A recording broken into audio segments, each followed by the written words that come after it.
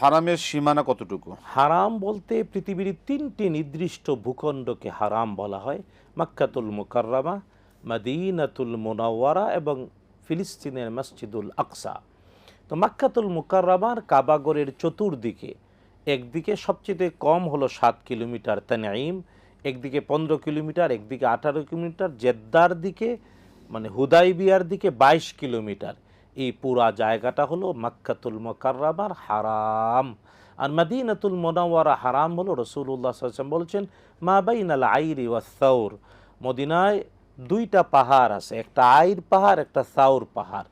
আইর এবং সাউর পাহাড়ের মধ্যবর্তী পুরা জায়গাটা হলো মদিনায় হারাম।